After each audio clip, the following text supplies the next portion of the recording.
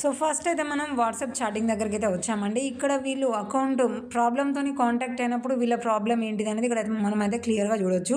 So ఇక్కడ account నేము, అలాగే profile photo, lock ఎప్పుడు పడిందనే డీటెయిల్స్ చూపిస్తున్నాయి. అలాగే ఇక్కడ చూసుకుంటే మనకి కన్ఫర్మ్ యువర్ ఐడెంటిటీ అనే ఆప్షన్ అయితే ఇక్కడ మనకి వస్తుంది. సో దీని తర్వాత మనం ఏం చేసాం, ఒక చిన్న ట్రిక్ అనేది ట్రై చేసి దాని తర్వాత రేపు ఇదే టైంకి ఇక్కడ మనకి కామెంట్ చేయండి అని అయితే మనమైతే చెప్పాము. అంటే ఒక 24 అవర్స్ మనం ట్రిక్ ట్రై చేసిన తర్వాత ఒక 24 అవర్స్ అయితే వెయిట్ చేయమని చెప్పాము. సో ఇప్పుడు మనం అకౌంట్ అయితే లాగిన్ అయినాం. ఇక్కడ మనకి నేము, లోగో, అకౌంట్ లాగ్ పడినది ఇవన్నీ కూడా క్లియర్గా చూపిస్తుంది.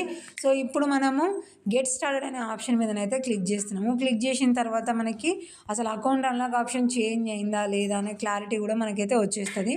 ఇక్కడ ఫస్ట్ అయితే మనకి సో కొన్నిసార్లు హెవీగా ఒకే మొబైల్ అకౌంట్స్ లాగిన్ అయినప్పుడు కానివ్వండి, కొంతమందికి ఇలా అడుగుతుంది క్యాప్చా.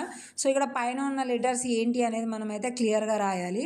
అక్కడ ఏది రాంగ్గా రాసినా కూడా మనకి నెక్స్ట్ అన్లాక్ ఆప్షన్ ఏంటి అనేది అయితే మనకి చూపించదు, ఇక్కడనే ఉండిపోతుంది అది రాంగ్ అనుకుంటూ.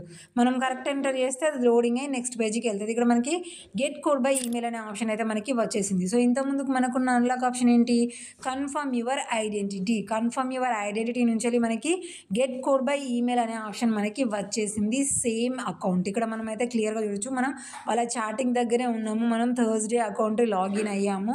చూడండి ఇప్పుడు మనకి అకౌంట్ అన్లాక్ ఆప్షన్ మనకి వచ్చేసింది. అంటే get code by email, confirm your identity నుంచి వెళ్ళి గెట్ కోడ్ బై ఈమెయిల్ అనే ఆప్షన్ అయితే మనకి వచ్చేసింది. సో ఇప్పుడు ఇక్కడ నుంచి మనం ఏం చేయాలి, ఇక్కడ గెట్ కోడ్ బై ఈమెయిల్ అనే ఆప్షన్ మీద క్లిక్ చేయాలి. క్లిక్ చేసిన తర్వాత ఇక్కడ మనకి ఆ ఈమెయిల్ ఏంటి అనేది మనకి చూపిస్తుంది. సో ఇప్పుడు కొన్నిసార్లు ఆటోమేటిక్గా సెలెక్ట్ అయి ఉంటుంది. ఇప్పుడు మనం సెలెక్ట్ చేయలేదు కాబట్టి ఇక్కడ నెక్స్ట్ అనే ఆప్షన్ మనకి చూపించట్లేదు. చూడండి సెలెక్ట్ చేశాక నెక్స్ట్ అనే ఆప్షన్ అయితే మనకి హైలైట్ అవుతుంది. ఇప్పుడు మనం నెక్స్ట్ అనే ఆప్షన్ మీద క్లిక్ చేసుకొని ఆ మెయిల్కి కోడ్ వస్తుంది, అది ఎంటర్ చేసిన తర్వాత మన ఫేస్బుక్ అకౌంట్ అనేది అన్లాక్ అయిపోతుంది. సో ఈ విధంగా మనము చాలా సింపుల్గా ఫేస్బుక్ అకౌంట్స్ని మనం అన్లాక్ చేసుకోవచ్చు.